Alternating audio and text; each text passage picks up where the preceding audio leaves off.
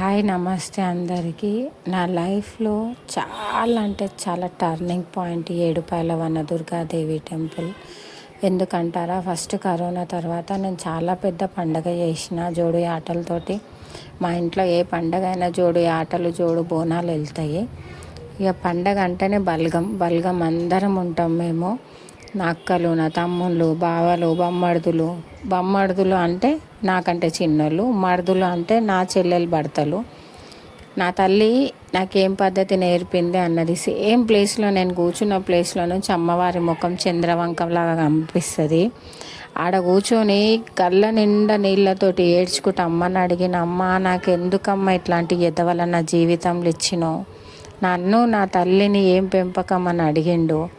నాకు అవసరమా అమ్మ, వాని బండిలో వచ్చినందుకు సామాన్ తీసుకొని వాని బండిలో వచ్చినందుకు వాడు నన్ను ఒక మాట అన్నాడు, వద్దు తల్లి, నేను మళ్ళీ నీ దర్శనం చేసుకోవాలంటే నా సొంత బండి నన్ను ఆగం చేసేటోడు ఎవ్వడు నా లైఫ్లో ఉండొద్దని నా తల్లికి మొక్కొచ్చిన.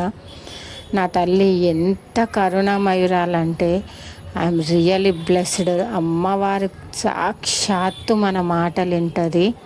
చూడండి, 4 ఏళ్ళ టైం పట్టింది, కానీ నా పెద్ద పులిలాగా నా కొడుకు అయ్యిండు.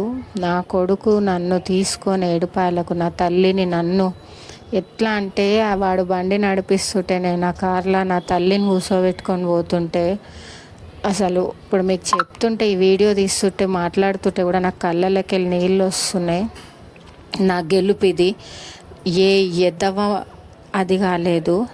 6 నెలలు బతుకుతే చాలు నీ తల్లి అన్నాడు. చూడు, నా ఏడుపాయల దుర్గమ్మ తల్లి నా తోడుంటే 6 నెలలు కాదు, నీలాంటి వాళ్ళని 60 మందిని చూస్తా.